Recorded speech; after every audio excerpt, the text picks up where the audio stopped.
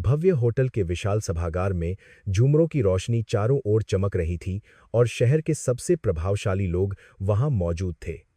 विक्रम रहेजा अपनी सफलता के नशे में चूर होकर मंच के केंद्र में खड़ा था और उसके चेहरे पर अहंकार साफ झलक रहा था। उसकी पत्नी मीरा एक कोने में शांत खड़ी थी और उसकी सादगी उस तड़क भड़क वाले माहौल में बिल्कुल अलग दिख रही थी। मेहमानों की भीड़ के बीच संगीत की धीमी गूंज सुनाई दे रही थी, लेकिन वहां का तनाव साफ महसूस किया जा सकता था। विक्रम ने अचानक अपना हाथ सोनिया के कंधे पर रखा, जो उसकी कंपनी की मुख्य विपणन अधिकारी और उसकी प्रेमिका थी। उसने माइक को पास खींचते हुए ऊंची आवाज में बोलना शुरू किया, ताकि वहां मौजूद हर व्यक्ति उसकी बातों को स्पष्ट रूप से सुन सके। मीरा ने अपनी अधिकारी की मंदेश जमकी आवाज को नजरें नीची कर लीं, क्योंकि वह जानती थी कि अब कुछ बहुत ही बुरा होने वाला है, जिसका उसे पहले से ही आभास था। वहां खड़े व्यापारिक जगत के बड़े नाम अब उत्सुकता से इस तमाशे को देखने के लिए रुक गए और सन्नाटा पसर गया। विक्रम ने उपहास भरी हंसी के साथ मीरा की ओर इशारा किया और कहा कि यह महिला मेरे जीवन का सबसे बड़ा बोझ बन चुकी है।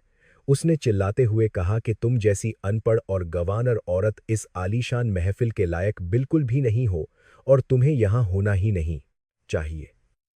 सोनिया ने एक विजयी मुस्कान के साथ मीरा की आंखों में देखा और उसे नीचा दिखाने के लिए जानबूझकर अपनी कीमती शराब का गिलास हवा में लहराया। उपस्थित मेहमान आपस में कानाफूसी करने लगे और मीरा पर व्यंग्य भरे बाण छोड़ने लगे, जिससे माहौल और भी कड़वा हो गया। मीरा के चेहरे पर अपमान की एक लकीर तक नहीं आई और वह पत्थर की मूर्ति की तरह अपनी जगह पर अडिग खड़ी रही। उसने देखा कि कैसे उसके पति ने एक बाहरी औरत के सामने उसके आत्मसम्मान को सरेआम कुचलने का प्रयास किया था और उसे लज्जित किया। विक्रम ने आगे लकीर तक आरास का जाम से एक स्पाट का बढ़कर सोनिया के गले में हाथ डाला और घोषणा की कि अब से इस साम्राज्य की असली रानी केवल यही भाग्यशाली महिला होगी। उसने मीरा को आदेश दिया कि वह तुरंत इस पार्टी से निकल जाए, क्योंकि उसकी उपस्थिति अब उसके लिए शर्मिंदगी का कारण थी। सोनिया ने मीरा के पास जाकर बहुत ही धीमी लेकिन जहरीली आवाज में कहा कि तुम्हारी जगह अब रसोई के बर्तनों तक ही सीमित रह गई है। उसने मीरा के कीमती रेशमी दुपट्टे को जानबूझकर अपने जूतों से दबा दिया और एक ठहाका लगाया जो पूरे हॉल में गूंज उठा था। आसपास खड़े लोग, जो कल तक मीरा के सामने सिर झुकाते थे, आज वे भी उसकी बेबसी पर हंस रहे थे और मजाक उड़ा रहे थे। विक्रम का अहंकार अब अपनी चरम सीमा पर था और वह अपनी पत्नी की खामोशी को उसकी कमजोरी समझकर लगातार अपमानित कर रहा था। मीरा ने धीरे से अपना सिर ऊपर उठाया और उसकी आंखों में एक अजीब सी चमक थी, जिसे वहां मौजूद कोई भी इंसान समझ नहीं पाया। उसने बिना एक शब्द बोले अपने हाथ से वह मंगलसूत्र उतारा, जिसे उसने 7 सालों तक पूरी श्रद्धा और विश्वास के साथ अपने गले में पहना था। उसने उस पवित्र धागे को वहीं पास की एक मेज पर रख दिया और अपनी गहरी सांसों को नियंत्रित करते हुए खुद को पूरी तरह शांत किया। उसके भीतर का दर्द अब एक ठंडी और खतरनाक आग में बदल चुका था, जो बहुत जल्द सब कुछ भस्म करने वाली थी। विक्रम ने उसकी इस हरकत को देखा और उसे और भी ज्यादा उकसाने के लिए कहा कि तुम्हारा यह नाटक मुझे प्रभावित नहीं कर सकता है।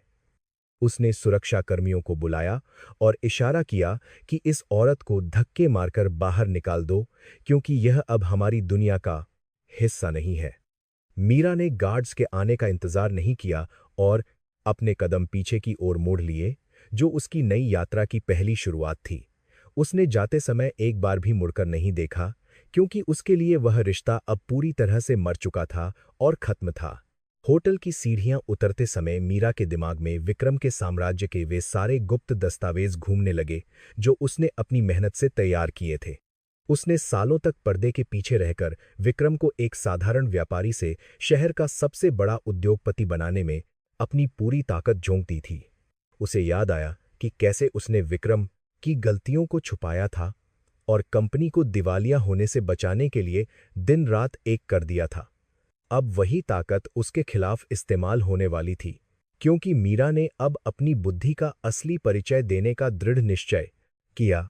रात की ठंडी हवा ने उसके चेहरे को छुआ और उसने अपनी मुट्ठियां भींच लीं क्योंकि अब दया और प्रेम के लिए कोई जगह नहीं थी।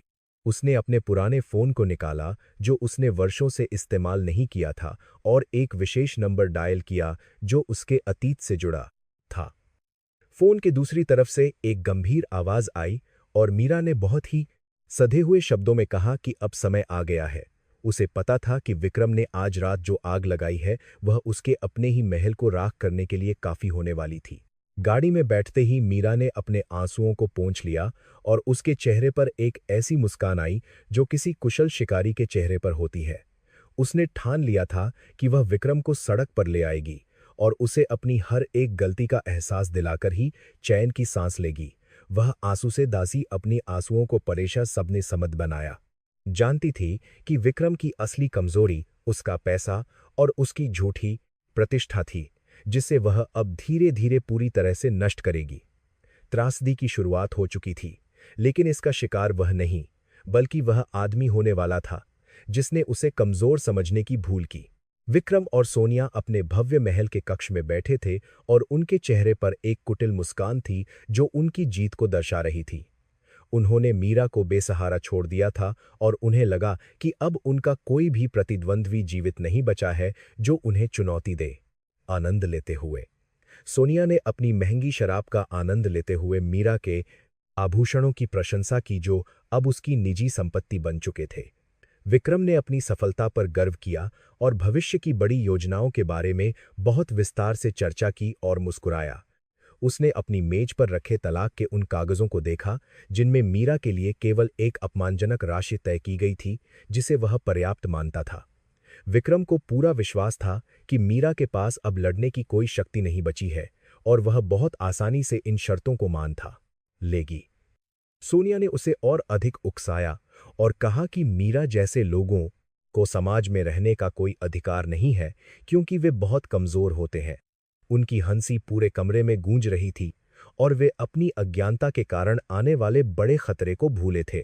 दूसरी ओर मीरा शहर के एक बहुत ही पुराने और सुनसान इलाके के एक छोटे से कमरे में बैठी थी जिसे उसने गुप्त रूप से सुरक्षित किया था।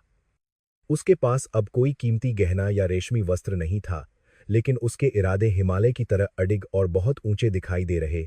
उसने अपनी मेज पर रखे पुराने लैपटॉप को खोला और उन डिजिटल फाइलों को खोजना शुरू किया जिन्हें उसने वर्षों से सावधानीपूर्वक सहेज कर रखा था। कमरे की हल्की रोशनी में उसकी आंखों की चमक किसी कुशल शिकारी की तरह भयानक लग रही थी। उसने राघव को फोन किया जो कभी विक्रम का सबसे भरोसेमंद मुनीम हुआ करता था, लेकिन बाद में अपमानित होकर कंपनी से निकाल दिया गया था। राघव ने जैसे ही मीरा की आवाज सुनी वह तुरंत समझ गया कि अब उसकी वर्षों की प्रतीक्षा समाप्त होने का सही समय आ चुका है।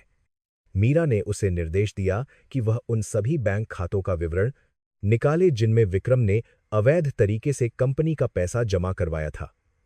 राघव ने पूरे उत्साह के साथ अपनी सहमति दी और मीरा को भरोसा दिलाया कि वह इस काम को पूरी गोपनीयता से करेगा। मीरा को याद आया कि कैसे विक्रम ने कंपनी के फंड का दुरुपयोग करके विदेशों में अपनी निजी संपत्तियां खरीदी थीं और करों की भारी चोरी की थी।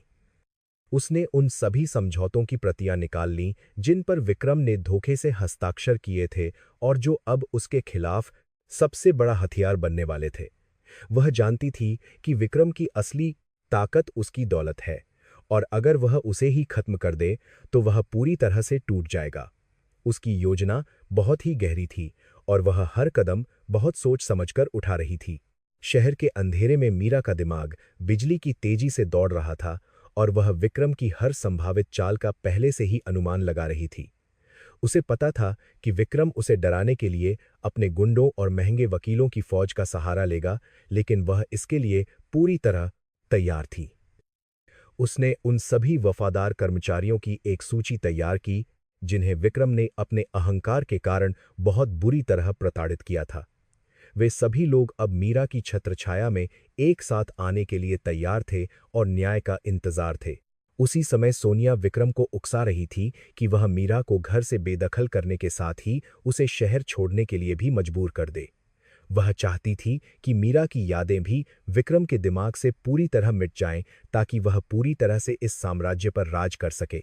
विक्रम ने उसे आश्वासन दिया कि वह कल सुबह ही अपने वकीलों को मीरा के पास भेजेगा और उसे अपमानित करके शहर से बाहर निकाल देगा।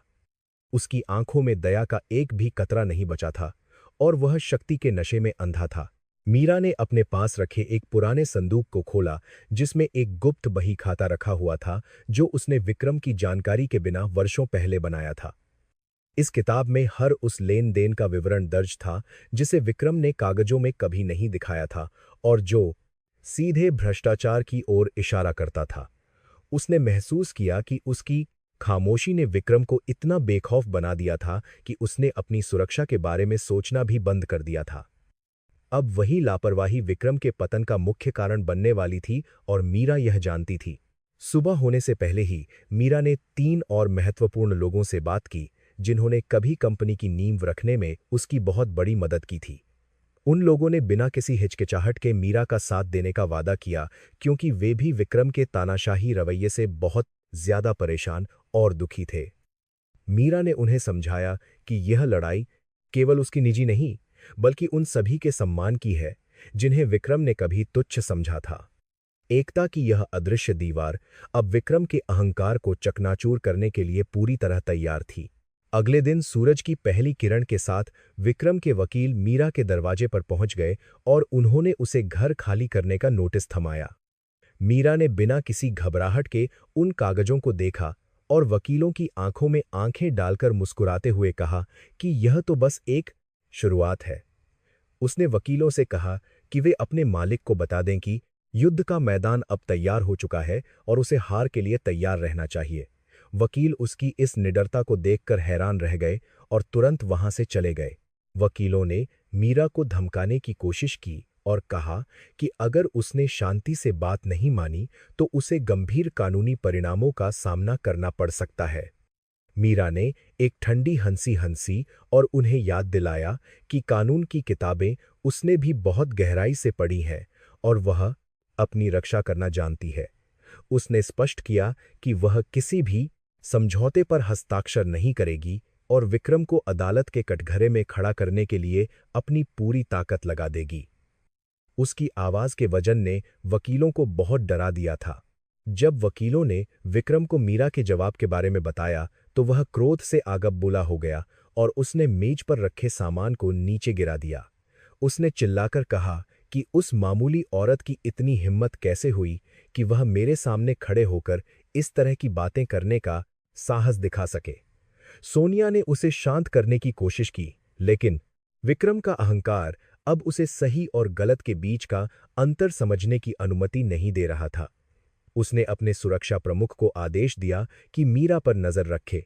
उधर राघव ने मीरा को फोन पर सूचित किया कि उसने उन फर्जी कंपनियों के पते खोज निकाले हैं जिनके नाम पर विक्रम करोड़ों रुपये की हेराफेरी कर रहा था। मीरा ने उसे निर्देश दिया कि वह इन सभी दस्तावेजों की मूल प्रतियां सुरक्षित स्थान पर पहुंचा दे ताकि विक्रम उन्हें नष्ट करने की कोशिश न कर सके। वह जानती थी कि विक्रम बहुत जल्द अपने संपर्कों का इस्तेमाल करके इन सबूतों को मिटाने का प्रयास करेगा और उसे बहुत सावधानी बरतनी होगी। मीरा ने अपनी रणनीति के अगले चरण पर काम करना शुरू किया। मीरा ने अपने साधारण पहनावे को बदला और एक प्रभावशाली महिला के रूप में खुद को तैयार किया जो अपने अधिकारों के लिए लड़ने के लिए अब पूरी तरह से तैयार थी। उसने दर्पण में अपनी छवि देखी और महसूस किया कि अब वह पुरानी मीरा मर चुकी है जो हर बात पर सिर झुकाकर चुप रह जाती थी। अब उसके सामने एक ऐसी योद्धा खड़ी थी जिसके पास बुद्धि और साहस का बेजोड़ संगम था और जो किसी भी चुनौती से नहीं डरती थी। उसने अपने इरादों को और भी ज्यादा मजबूत किया और बाहर निकली। विक्रम को इस बात का जरा भी अंदाजा नहीं था कि उसकी कंपनी के शेयर धीरे धीरे गिरना शुरू हो गए थे क्योंकि मीरा ने बाजार में कुछ सच फैला दिए थे। उसने पर्दे के पीछे से निवेशकों को संकेत देना शुरू कर दिया था कि कंपनी के भीतर सब कुछ ठीक नहीं है और बहुत जल्द बड़ा धमाका होगा। निवेशकों ने जब स्पष्टीकरण मांगा तो विक्रम के पास कोई ठोस जवाब नहीं था और उसने अपनी घबराहट को छुपाने के लिए फिर से सफेद झूठ का सहारा लेना शुरू कर दिया था। सोनिया अब कंपनी के भीतर अपना प्रभाव बढ़ाने की कोशिश कर रही थी, लेकिन पुराने कर्मचारी उसे स्वीकार करने के लिए बिल्कुल भी तैयार नहीं थे और उसे नफरत से देख रहे थे। उसे लगा था कि मीरा के जाने के बाद सब कुछ उसके नियंत्रण में होगा, लेकिन उसे हर कदम पर विरोध और असहयोग का सामना करना पड़ रहा था। उसने विक्रम से शिकायत की कि कर्मचारी उसकी बात नहीं मान रहे हैं, जिससे विक्रम का गुस्सा और भी बढ़ गया। उसने कर्मचारियों को सख्त चेतावनी दी, लेकिन इसका असर विपरीत ही हुआ। मीरा ने शहर के एक गोपनीय स्थान पर उन 3 वफादार बोर्ड सदस्यों के साथ मुलाकात की, जो अभी भी कंपनी के सिद्धांतों में विश्वास रखते थे और बहुत ईमानदार थे।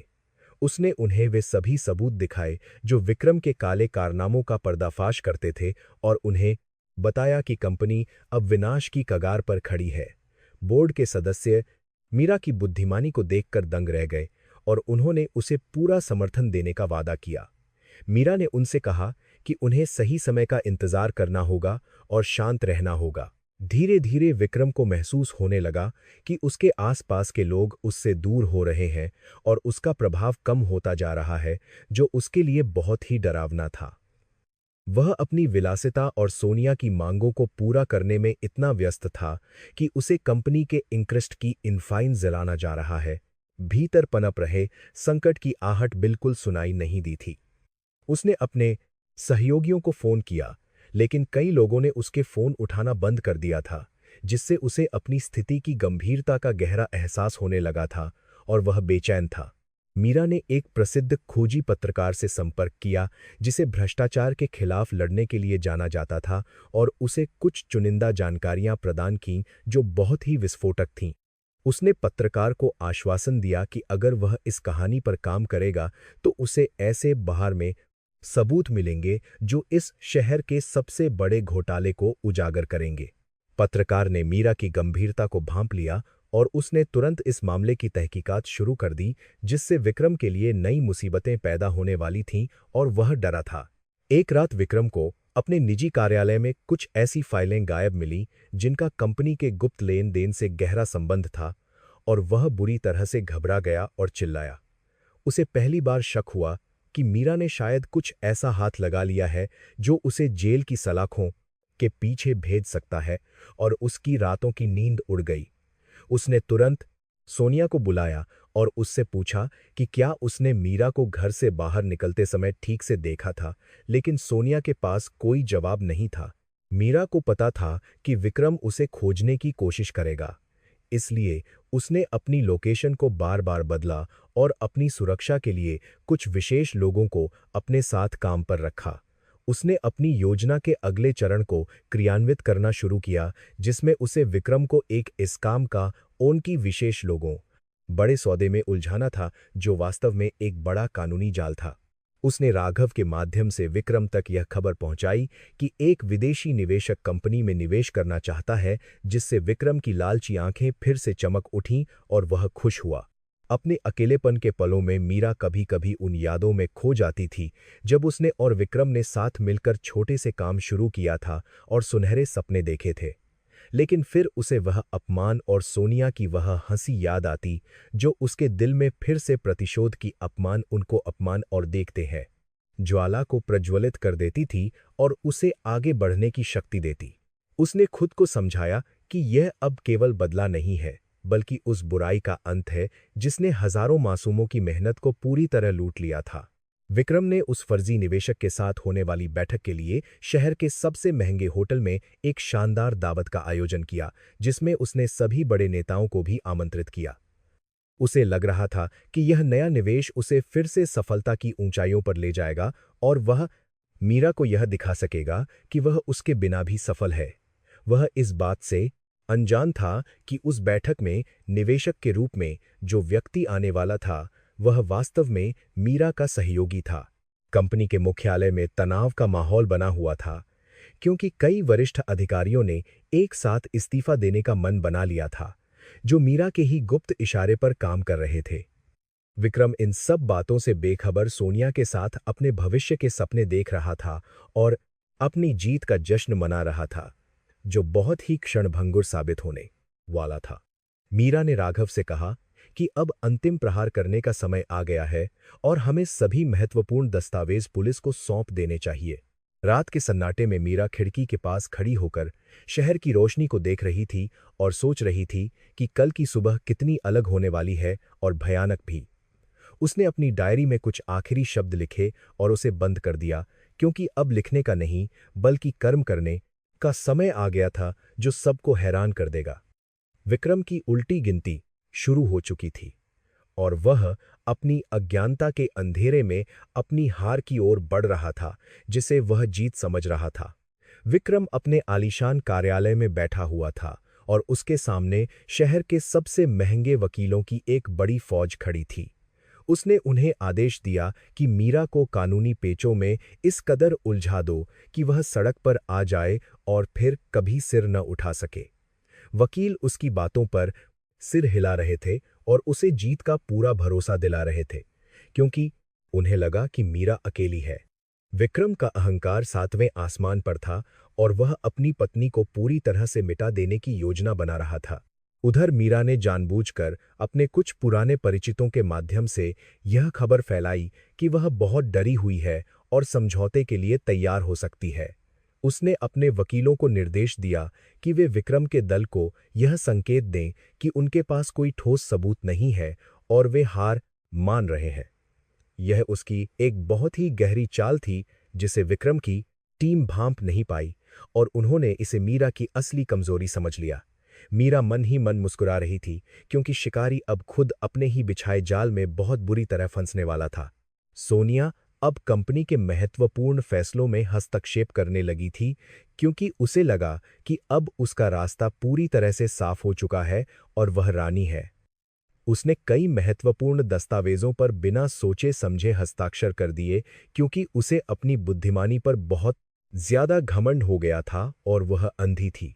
उसे लग रहा था कि विक्रम की पूरी संपत्ति अब उसकी मुट्ठी में है और वह अपनी मनमर्जी से सब कुछ नियंत्रित कर सकती है।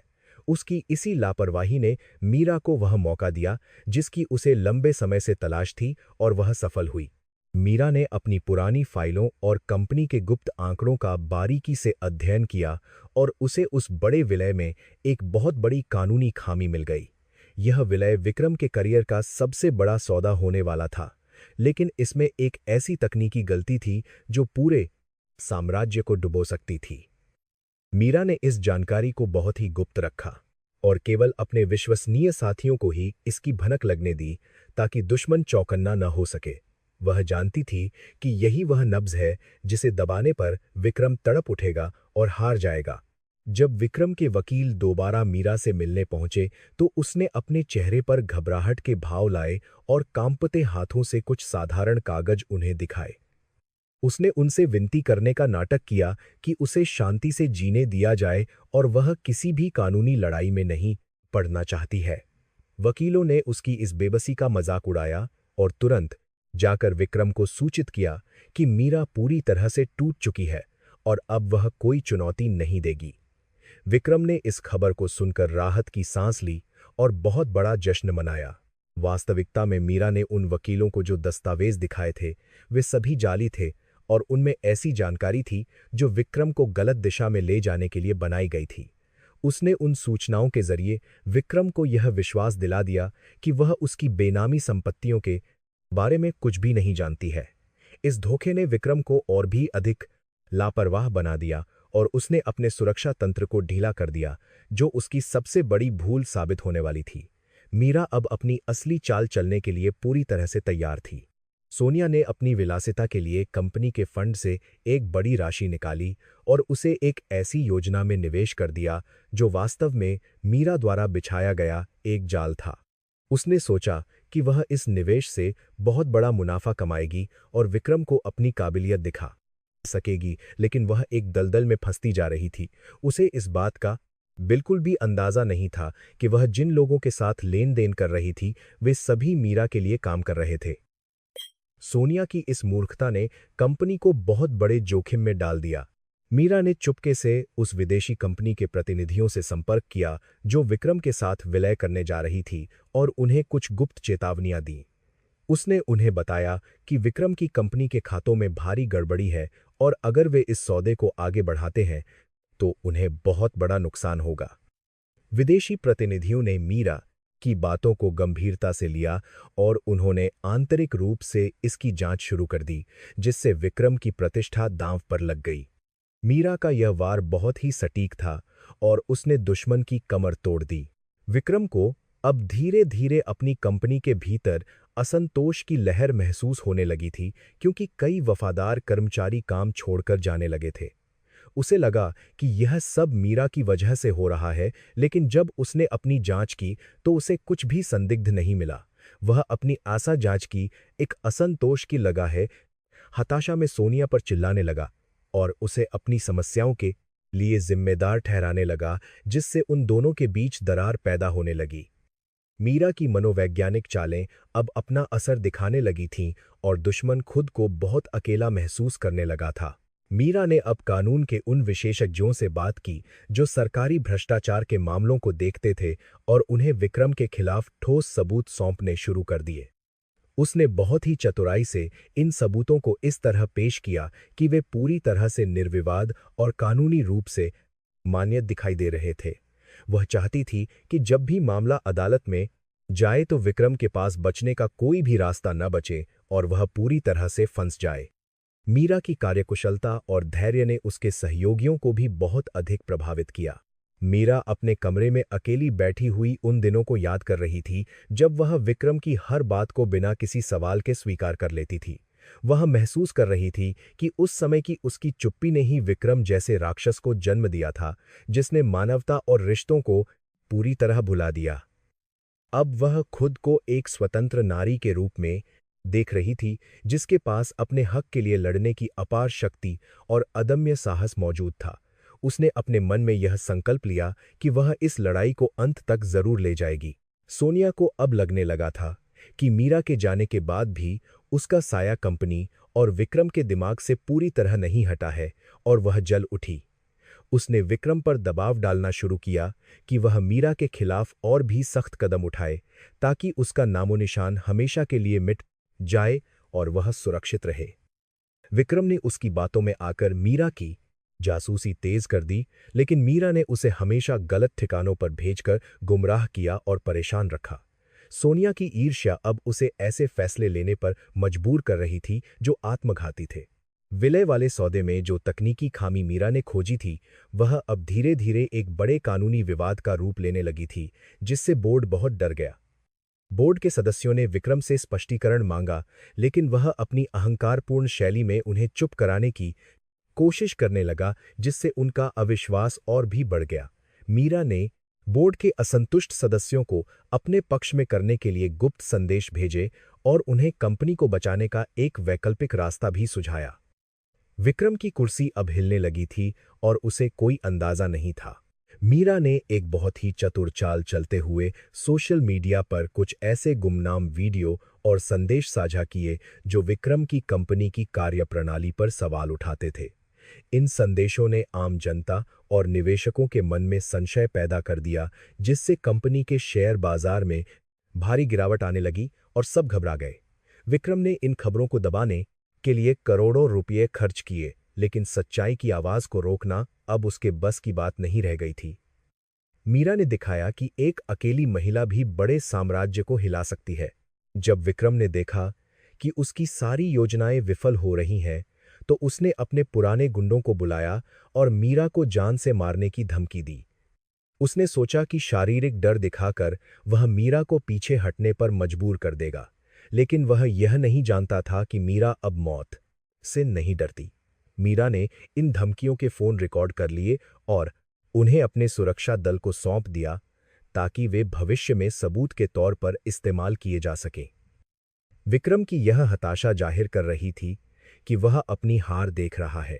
मीरा ने जानबूझकर एक ऐसी फाइल छोड़ी जिसे विक्रम के जासूसों ने चुरा लिया और उसमें लिखा था कि मीरा कल सुबह पुलिस स्टेशन जाने वाली है।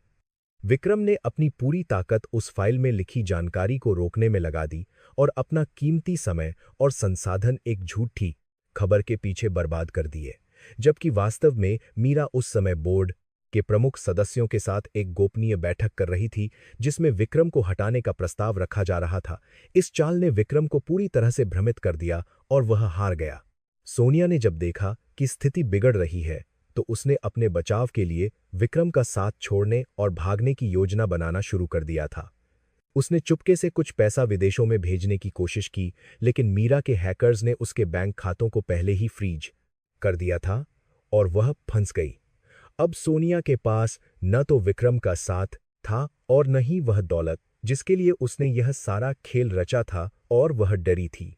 उसकी यह हालत देखकर मीरा को बोर्ड के सदस्यों ने जब मीरा द्वारा दिए गए सबूतों को देखा तो उन्हें एहसास हुआ कि विक्रम ने उन्हें सालों तक अंधेरे में रखा और धोखा दिया।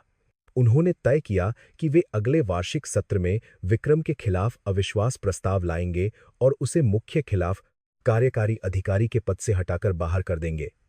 मीरा ने उन्हें भरोसा दिलाया कि वह कंपनी को इस संकट से बाहर निकालने में उनकी पूरी मदद करेगी और एक नया नेतृत्व प्रदान करेगी। अब मंच पूरी तरह से तैयार था और बस एक अंतिम प्रहार की जरूरत थी। उस रात मीरा अपनी बालकनी में खड़ी होकर शहर की जगमगाती रोशनी को देख रही थी और उसके मन में एक अजब सी शांति और सुकून था। वह जानती थी कि कल का दिन न केवल उसके जीवन के लिए बल्कि उस पूरे साम्राज्य के लिए एक नया सवेरा लेकर आने वाला है। उसने अपनी देशार के बाद बांधकर बालकनी में बदान के अतक के साथ ताकत को समेटा और खुद को मानसिक रूप से उस बड़े संघर्ष के लिए तैयार किया जो अगले कुछ घंटों में शुरू होने वाला था। उसके चेहरे पर अब कोई शिकन नहीं थी बल्कि आत्मविश्वास था। विक्रम को लगा कि उसने मीरा के पुलिस जाने के प्लान को नाकाम कर दिया है, इसलिए वह उस रात चैन की नींद सोया और बहुत खुश हुआ। उसे लगा कि मीरा अब डरकर छुप गई है और वह कभी वापस नहीं आएगी, जिससे उसका रास्ता अब पूरी तरह साफ हो गया। उसने सोनिया के मीरा के सांस अब दर करा जाते हैं साथ अगली सुबह की बड़ी पार्टी की योजना बनाई, जिसमें वह अपने नए साम्राज्य की घोषणा करने वाला था और सबको चौंकाने वाला था। उसकी यही अति आत्मविश्वास उसकी सबसे बड़ी कमजोरी बन गई, जिसने उसे विनाश की ओर धकेला। मीरा ने सोने से पहले एक बार फिर उन सभी कानूनी दस्तावेजों की जांच की जो वह कल सुबह बोर्ड मीटिंग में पेश करने वाली थी और संतुष्ट हुई। हर हस्ताक्षर और हर गवाह अब अपनी जगह पर था और विक्रम के झूठ का पर्दाफाश करने के लिए पूरी तरह से तैयार और सजग था। उसने राघव को संदेश भेजा कि सुबह 10 बजे सभी को हॉल में मौजूद रहना चाहिए ताकि कोई भी चूक न होने पाए और सफलता मिले। मीरा की आंखों में अब नींद नहीं थी बल्कि आने वाली जीत की चमक थी। मीरा ने अपने विश्वसनीय सुरक्षा कर्मियों को विक्रम के घर के बाहर तैनात कर दिया था ताकि वह किसी भी तरह से शहर छोड़कर भागने की कोशिश न करे। उसने पुलिस के वरिष्ठ अधिकारियों को भी विश्वास में ले लिया था और उन्हें कल की कार्यवाही के बारे में पूरी जानकारी पहले ही दे दी थी। अब जाल पूरी तरह से बिछ चुका था और विक्रम उसमें फंस चुका था, बस उसे इस बात का एहसास होना अभी बाकी था। मीरा ने अपनी आंखें बंद कीं और उस अपमानजनक रात को याद किया जिसने प्रेरणा दी। विक्रम ने सुबह उठकर जब अपने फोन को देखा तो उसे सैकड़ों मिस्ड कॉल मिले और वह अचानक घबरा गया क्योंकि उसे अनहोनी का आभास हुआ। उसके सहयोगियों ने उसे बताया कि बाजार में उसके खिलाफ वारंट जारी होने की खबरें उड़ रही हैं और उसे तुरंत दफ्तर पहुंचना चाहिए और जवाब देना चाहिए। वह आनन फानन में तैयार हुआ और सोनिया को साथ लेकर अपने कार्यालय की ओर भागा, लेकिन उसे नहीं पता था कि वहां क्या इंतजार कर रहा है। उसकी धड़कनें तेज हो गई थीं और वह बहुत डर गया। जैसे ही विक्रम की गाड़ी कंपनी के मुख्य द्वार पर पहुंची, उसने वहां मीडिया कर्मियों की भारी भीड़ और पुलिस की गाड़ियों को खड़े देखा और सन्न रह गया। उसे समझ नहीं आया कि यह सब इतनी जल्दी कैसे हो गया और वह अपनी गाड़ी से बाहर निकलने में भी हिचकिचाने लगा और डर गया। सोनिया भी बुरी तरह से डर गई थी और उसने अपना चेहरा छुपाने की कोशिश की ताकि कोई उसे पहचान न सके और वह बच सके। मीरा ऊपर अपने कैबिन में बैठी यह सारा नजारा देख रही थी। विक्रम रहेजा ने बोर्ड रूम के दरवाजे बंद करने का आदेश दिया क्योंकि वह आज अपनी नई व्यापार नीति की घोषणा करना चाहता था। उसके चेहरे पर वही पुरानी चमक थी जो अक्सर विजय के क्षणों में दिखाई देती थी, लेकिन उसके भीतर एक अनजानी घबराहट भी थी। सोनिया उसके बगल में बैठी हुई थी और वह खुद को इस साम्राज्य की अगली मालकिन के रूप में देख रही थी और बहुत खुश थी। हॉल में मौजूद सभी निदेशक चुप थे और वे विक्रम के अगले शब्दों का बड़ी उत्सुकता से इंतजार कर रहे थे, जो बहुत महत्वपूर्ण थे। अचानक कमरे का मुख्य दरवाजा एक जोरदार धमाके के साथ खुला और वहां मीरा खड़ी थी, जिसने काले रंग का एक बहुत ही शानदार सूट पहना था। उसे देखते ही विक्रम के चेहरे का रंग उड़ गया और वह अपनी कुर्सी से उठ खड़ा हुआ, क्योंकि उसे इसकी उम्मीद बिल्कुल नहीं थी। मीरा ने बहुत ही शांत कदमों से चलते हुए मेज के पास अपनी जगह बनाई और सुरक्षाकर्मियों को पीछे हटने का इशारा किया जो उसे रोकने आए थे। उसने अपनी आंखों में एक ऐसी चमक पैदा की जो किसी को भी डराने के लिए काफी थी और वह बिल्कुल निडर थी। विक्रम ने चिल्लाते हुए कहा कि तुम यहाँ कैसे आ सकती हो और तुम्हें इस गोपनीय बैठक में शामिल होने का कोई कानूनी अधिकार नहीं है। मीरा ने एक फाइल मेज पर पटक दी और बहुत ही सधे हुए शब्दों में कहा कि वह अभी भी इस कंपनी की सबसे बड़ी व्यक्तिगत शेयरधारक बनी हुई है। उसने बताया कि कागजों के अनुसार उसका इस्तीफा अभी तक स्वीकार नहीं किया गया है और वह तकनीकी रूप से बोर्ड की सदस्य है और रहेगी। बोर्ड के सदस्य एक दूसरे का चेहरा देखने लगे क्योंकि उन्हें इस कानूनी पहलू की कोई जानकारी नहीं दी गई थी।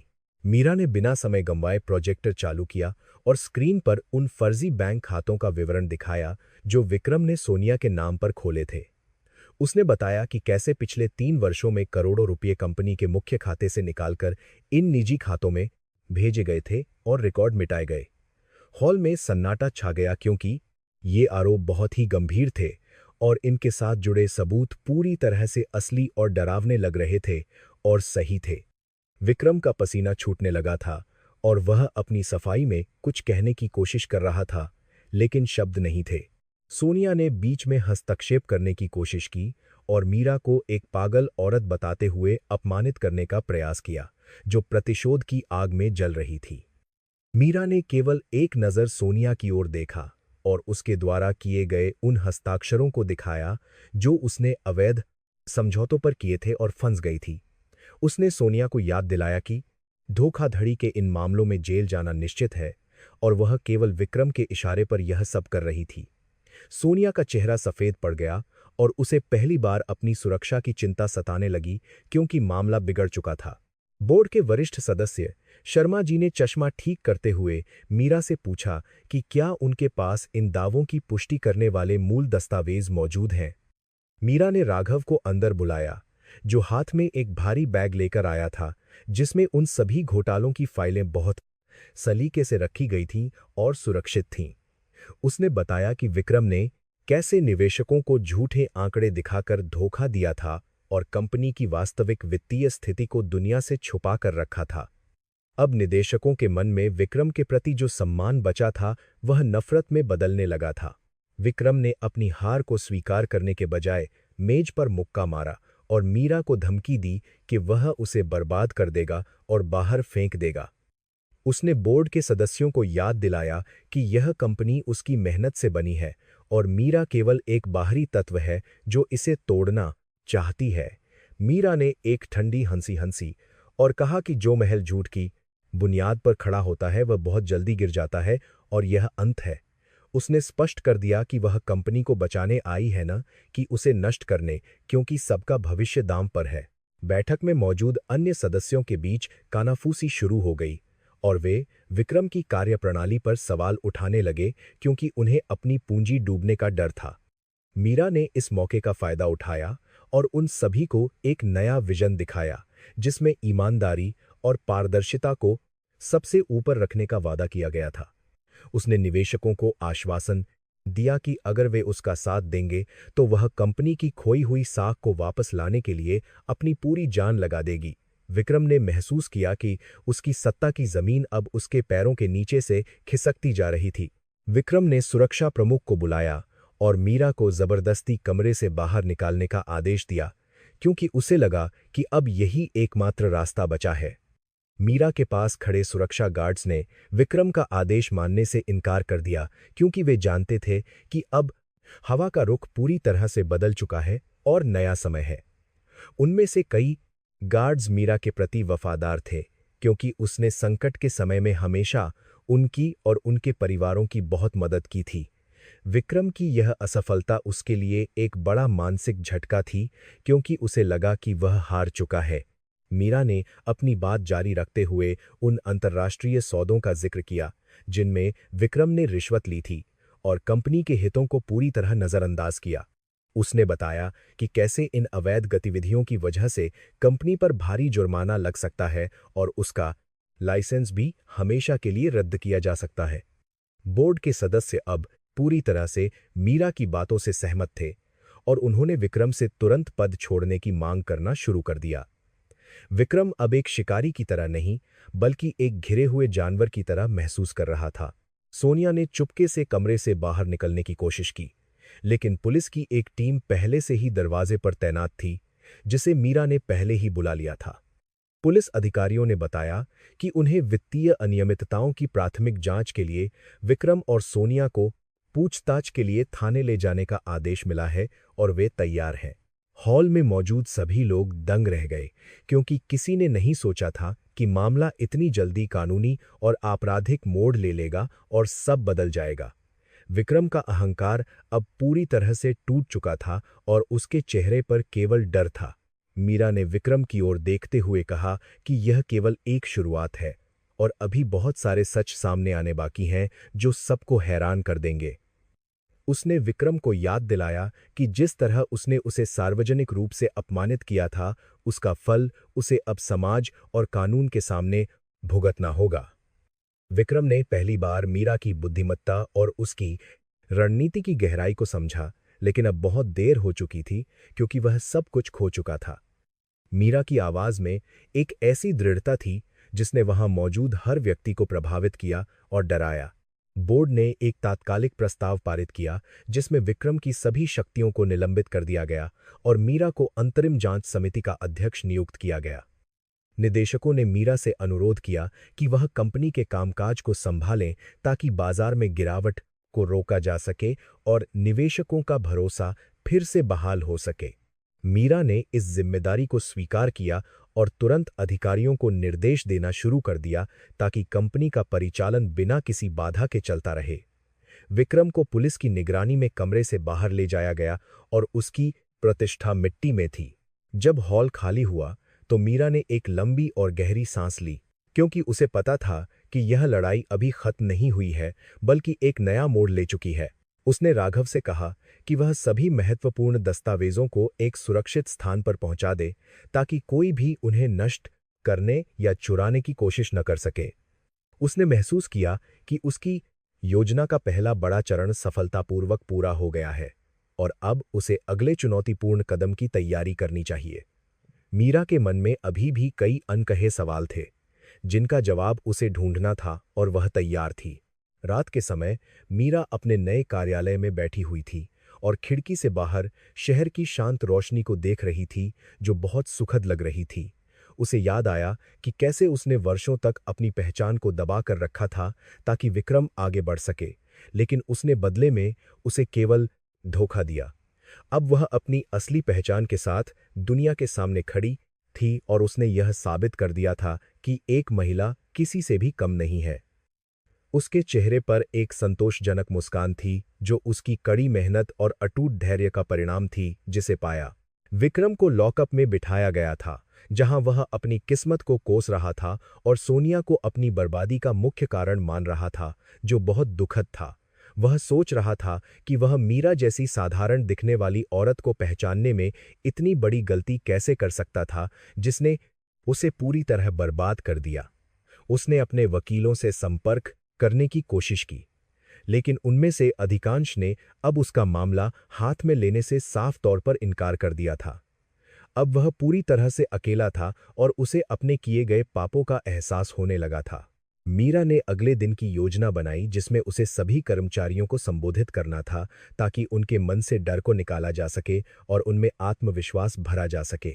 वह जानती थी कि कर्मचारियों का मनोबल बढ़ाना कंपनी की तरक्की के लिए बहुत जरूरी है और वह इसमें कोई भी कसर नहीं छोड़ना चाहती थी।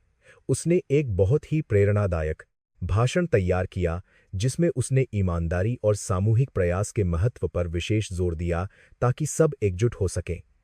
उसकी रणनीति का मुख्य उद्देश्य अब कंपनी को एक नई ऊंचाई पर ले जाना था और वह सफल हुई। सोनिया को पुलिस रिमांड पर लिया गया था और वह अब विक्रम के खिलाफ गवाही देने के लिए तैयार हो रही थी ताकि उसे कम सजा मिल सके और वह बच सके। उसने मीरा को एक गुप्त संदेश भेजा जिसमें उसने अपनी गलतियों के लिए माफी मांगी और सहयोग करने की इच्छा जताई ताकि वह थोड़ी सहानुभूति प्राप्त कर सके। मीरा ने उस संदेश को पढ़ा और उसे अनदेखा कर दिया क्योंकि वह जानती थी कि सोनिया की यह वफादारी केवल अपनी जान बचाने के लिए है। उसने तय किया कि न्याय की प्रक्रिया में किसी के साथ कोई पक्षपात नहीं होगा। कंपनी के शेयरों में जो गिरावट आई थी वह अब धीरे धीरे रुकने लगी थी क्योंकि बाजार को मीरा के नेतृत्व पर पूरा भरोसा होने लगा था जो सकारात्मक था। निवेशकों ने मीरा की कार्यक्षमता की सराहना की और उन्होंने कंपनी में और अधिक निवेश करने की इच्छा जताई जिससे आर्थिक स्थिति में सुधार होने की उम्मीद बढ़ी। मीरा ने राघव को धन्यवाद दिया क्योंकि उसकी वफादारी और कड़ी मेहनत के बिना यह सब हासिल करना नामुमकिन होता और वह उसकी बहुत आभारी थी। अब साम्राज्य की बागडोर एक सही हाथ में थी और भविष्य उज्ज्वल था। विक्रम के समर्थकों ने अभी भी हार नहीं मानी थी और वे मीरा के खिलाफ कुछ गुप्त साजिशें रच रहे थे ताकि उसे बदनाम किया जा सके और रोका जा सके। मीरा को इन गतिविधियों की भनक लग गई थी और उसने अपने खुफिया तंत्र को सक्रिय कर दिया था ताकि वह हर चाल का समय पर जवाब दे सके। वह अब पहले से कहीं अधिक सतर्क थी और उसने अपनी सुरक्षा को और भी मजबूत कर दिया था क्योंकि दुश्मन अभी भी पूरी तरह खत्म नहीं हुआ था। मीरा ने महसूस किया कि शांति का यह समय केवल एक नई लड़ाई का संकेत है। मीरा ने बोर्ड के सदस्यों के साथ एक और बैठक बुलाई जिसमें उसने कंपनी के भविष्य के लक्ष्यों और नई नीतियों पर विस्तार से चर्चा की और सबको विश्वास दिलाया। उसने प्रस्ताव रखा कि कंपनी के मुनाफे का एक हिस्सा कर्मचारियों के कल्याण और सामाजिक कार्यों में लगाया जाना चाहिए ताकि समाज को भी कुछ लाभ मिल सके। इस उदार सोच ने निदेशकों का दिल जीत लिया और उन्होंने सर्वसम्मति से इस प्रस्ताव को मंजूरी दे दी जिससे मीरा का कद और भी बढ़ गया। वह अब न केवल एक सफल उद्यमी थी बल्कि महान इंसान थी। दिन भर की थकान के बाद मीरा जब अपने घर लौटी तो उसे वह सन्नाटा बहुत खला जो विक्रम के जाने के बाद वहां पसरा हुआ था और वह थोड़ा उदास हुई। हालांकि वह विक्रम से नफरत करती थी लेकिन एक समय ऐसा भी था जब वे दोनों साथ मिलकर खुशियों के सपने देखा करते थे जो अब टूट चुके थे। उसने खुद को संभाला और सोचा कि अतीत की कड़वाहट को भूलकर अब केवल भविष्य की ओर देखना ही बुद्धिमानी होगी जो बहुत ही जरूरी था। उसने अपनी डायरी में लिखा कि आज का दिन उसके जीवन का सबसे सफल दिन था।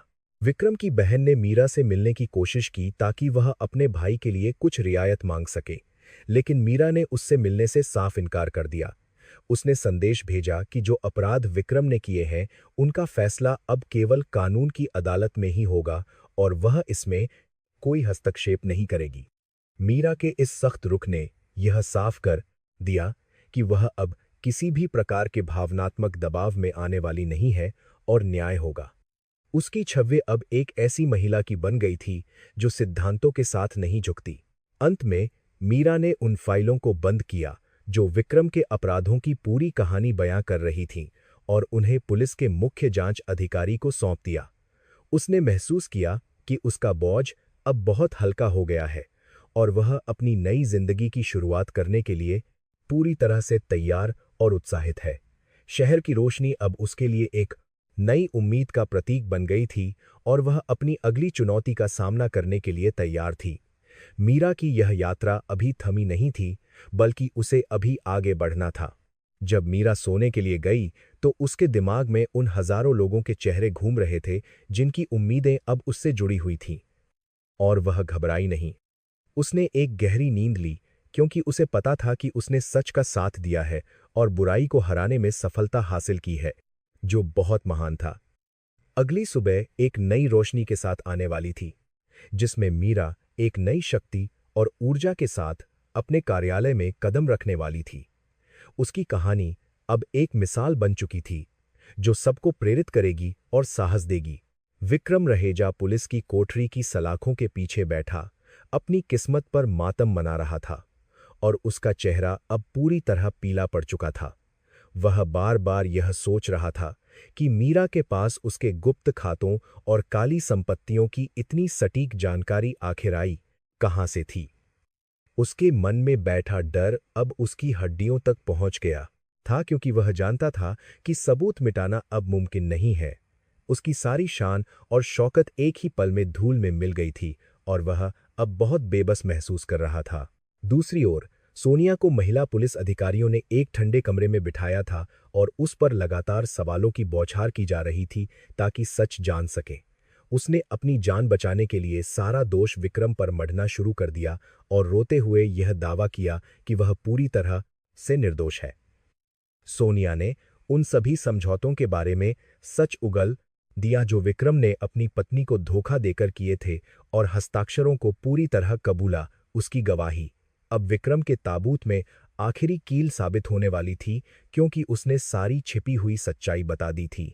मीरा ने अब उन प्रभावशाली व्यापारियों और भ्रष्ट अधिकारियों की ओर अपना रुख किया जिन्होंने सालों तक विक्रम के गलत कामों में उसका साथ दिया था और फायदा उठाया।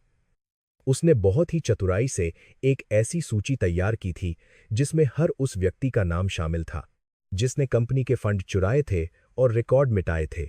उसने एक एक करके उन सबको कानूनी नोटिस भेजना शुरू किया, जिससे पूरे व्यापारिक जगत में हड़कंप मच गया और वे सभी लोग अब कांप रहे थे। मीरा ने यह साफ कर दिया कि भ्रष्टाचार में डूबे किसी भी इंसान को अब किसी भी हाल में बख्शा नहीं जाएगा। कंपनी के बोर्ड रूम में अब शांति थी और निदेशकों ने सर्वसम्मति से मीरा को पूर्णकालिक मुख्य कार्यकारी अधिकारी के पद पर नियुक्त करने का फैसला लिया और खुशी जताई। मीरा ने बहुत ही संतुलित और गंभीर स्वर में सभी को संबोधित किया और बताया कि कंपनी का पुनर्निर्माण अब पूरी पारदर्शिता के साथ किया जाएगा, जो बहुत जरूरी था। उसने घोषणा की कि सभी अवैध संपत्तियों को जब्त कर लिया गया है और उन्हें कंपनी के पुराने कर्ज चुकाने के लिए इस्तेमाल किया जाएगा, जिससे सुधार होगा।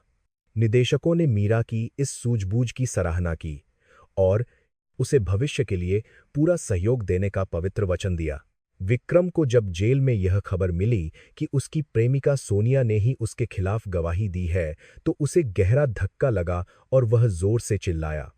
उसे अब एहसास हुआ कि उसने जिस पत्नी का सरेआम अपमान किया था, वह वास्तव में एक ऐसी रणनीतिकार थी जिसे हराना किसी के लिए मुमकिन नहीं था।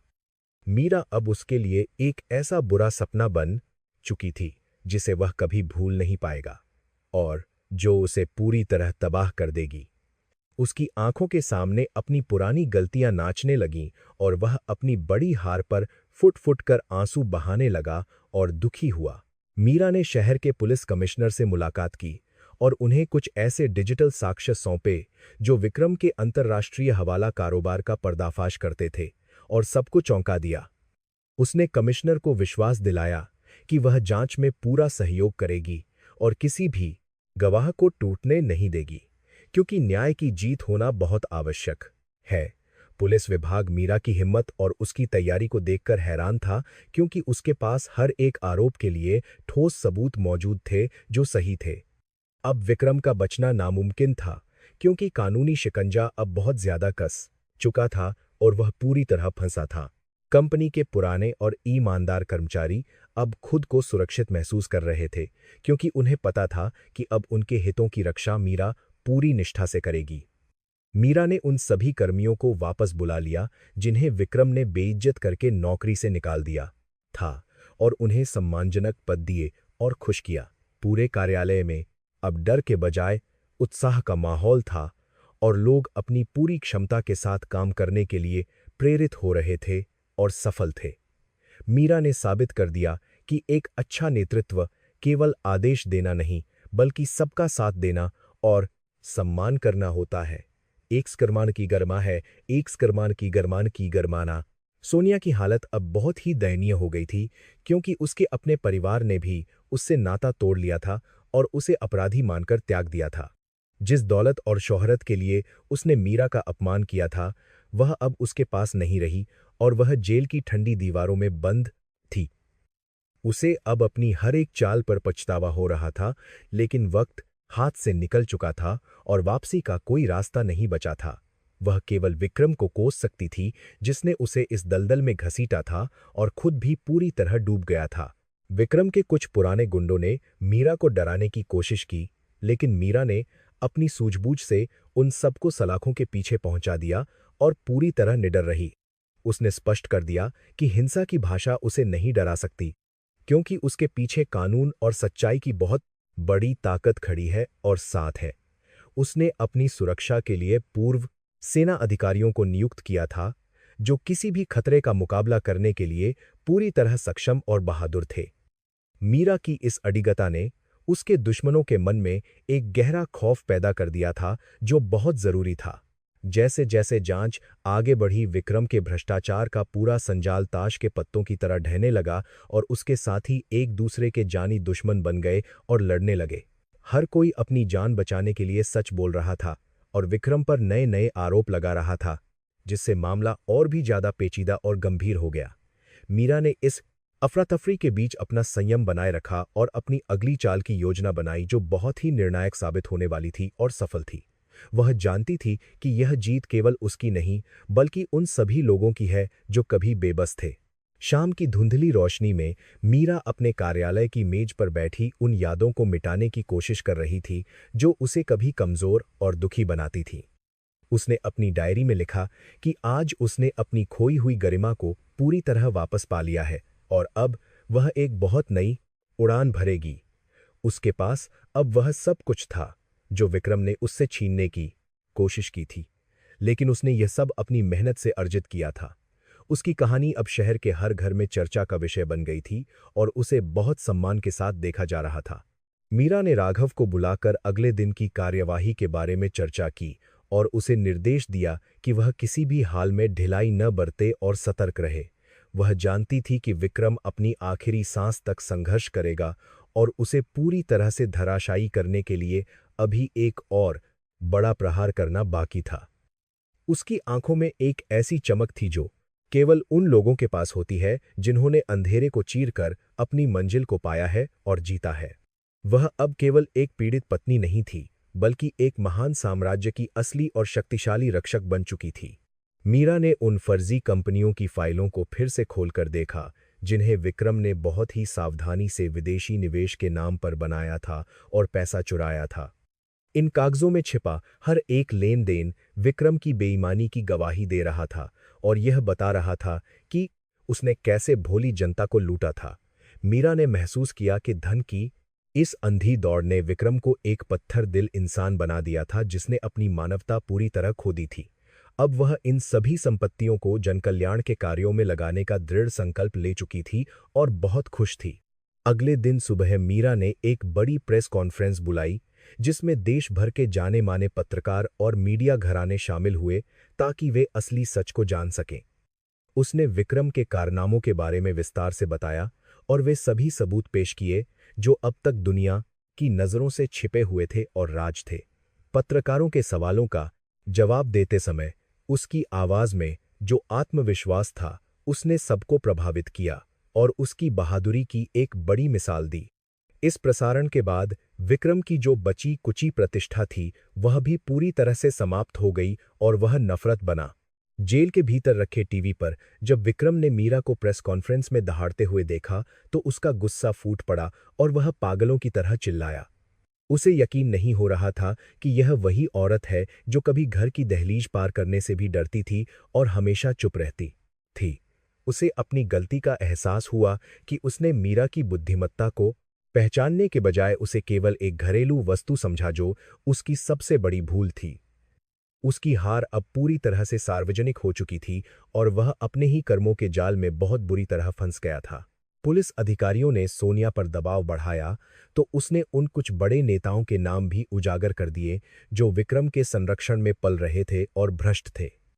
इन नामों के सामने आने के बाद राजनीतिक गलियारों में भी खलबली मच गई और कई बड़े इस्तीफे होने की संभावना बढ़ने लगी, जिससे माहौल बहुत गरमाया।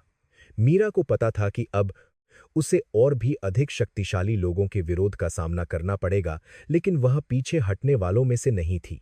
उसने अपनी सुरक्षा टीम को और भी अधिक सतर्क रहने के आदेश दिए ताकि वह हर हमले का मुकाबला कर सके। कंपनी के कुछ बोर्ड सदस्य, जो पहले विक्रम के बहुत करीब थे, अब मीरा के पास घर पर आए और उन्होंने अपनी वफादारी का अटूट विश्वास दिलाया। मीरा ने बहुत ही शिष्टता के साथ उनका स्वागत किया, लेकिन उसने उनके पुराने व्यवहार को भुलाया नहीं था क्योंकि वह धोखेबाजों को अच्छी तरह पहचानती थी। उसने उन्हें स्पष्ट कर दिया कि कंपनी में केवल उन्हीं को जगह मिलेगी जो ईमानदारी और कड़ी मेहनत के साथ काम करने के लिए तैयार होंगे। उसके इस स्पष्ट संदेश ने सदस्यों को यह एहसास करा दिया कि अब पुराने तरीके से काम करना संभव नहीं है। राघव ने मीरा को बताया कि कंपनी के बैंक खातों को अब पूरी तरह से सुरक्षित कर लिया गया है और कोई भी अनाधिकृत निकासी अब मुमकिन नहीं है। मीरा ने राघव की पीठ थपथपाई और उसे दिल से धन्यवाद दिया क्योंकि उसकी निष्ठा ने ही इस मुश्किल लड़ाई को मुमकिन बनाया था और उसे जीत दिलाई। राघव ने भावुक होकर कहा कि वह हमेशा सच्चाई का साथ देगा और मीरा के हर सपने को पूरा करने में अपना सर्वश्रेष्ठ योगदान देगा और वफादार रहेगा। उन दोनों के बीच की यह आपसी समझ और भरोसा अब कंपनी के नए भविष्य की एक बहुत बड़ी नींव थी। मीरा के वकीलों की टीम ने अब उन सभी गवाहों को तैयार कर लिया था जो अदालत में विक्रम के खिलाफ गवाही देने के लिए पूरी तरह राजी थे। इन गवाहों में वे लोग भी शामिल थे जिन्हें विक्रम ने पहले कभी बहुत बुरी तरह डराया और धमकाया था, लेकिन अब वे इस अभी परेशानी के बाद से इस पार्ट की जो कुलंतर का हो जाता है वो BMM की शानी का बाधा दोनों अदालत में बुरी तरह डराया था, सुरक्षित और निडर थे। मीरा ने स्वयं हर एक गवाही को सुना और ये सुनिश्चित किया कि कोई भी तथ्य गलत तरीके से पेश न किया जाए ताकि न्याय हो। वह चाहती थी कि अदालत में जब फैसला आए तो वह एक ऐसा ऐतिहासिक निर्णय हो जो उदाहरण बने। विक्रम के नए वकील ने मीरा से मिलने की कोशिश की और एक समझौते का प्रस्ताव रखा जिसमें कुछ धन लौटाने की बात कही गई थी और विनती की। मीरा ने उस प्रस्ताव को देखते ही खारिज कर दिया और कहा कि न्याय का कोई सौदा नहीं होता और वह इसे कभी स्वीकार नहीं करेगी और लड़ेगी। उसने वकील को साफ शब्दों में चेतावनी दी कि वे अपनी हरकतों से बाज आएं वरना उन्हें भी गंभीर परिणामों का सामना करना पड़ेगा और जेल होगी। मीरा के इस कड़े रुख ने विक्रम की अंतिम उम्मीद को भी पूरी तरह से धराशायी कर दिया और वह निराश था। कंपनी के मुख्यालय में अब हर दिन सुबह प्रार्थना के साथ काम शुरू होता था और कर्मचारियों के मन में एक नई ऊर्जा का संचार होता था। मीरा ने कैंटीन और स्वास्थ्य सेवाओं में भी बड़े बदलाव किए ताकि काम करने वाले लोगों को किसी भी प्रकार की असुविधा न भी हो और वे सुखी रहें। कर्मचारी अब अपनी समस्याओं को लेकर सीधे मीरा के पास जा सकते थे, जो उनके लिए एक बहुत बड़ी और सुखद राहत की बात थी। इस मानवीय दृष्टिकोण ने मीरा की लोकप्रियता को आसमान पर पहुंचा दिया और सब उसकी दिल से बहुत इज्जत करने लगे। मीरा ने मुख्य बैंक के प्रबंधक से मुलाकात की और उन्हें विश्वास दिलाया कि कंपनी अब एक नए और सुरक्षित प्रबंधन के अधीन है और बहुत प्रगति करेगी। उसने कंपनी के पुराने ऋणों को चुकाने के लिए एक बहुत ही व्यवस्थित योजना पेश की जिसे बैंक ने तुरंत स्वीकार कर लिया और सराहना की। बैंक अधिकारियों ने मीरा की व्यावसायिक सूझबूझ की प्रशंसा की और उसे भविष्य के प्रोजेक्ट्स के लिए पूरा सहयोग देने का वादा किया जिससे लाभ हुआ।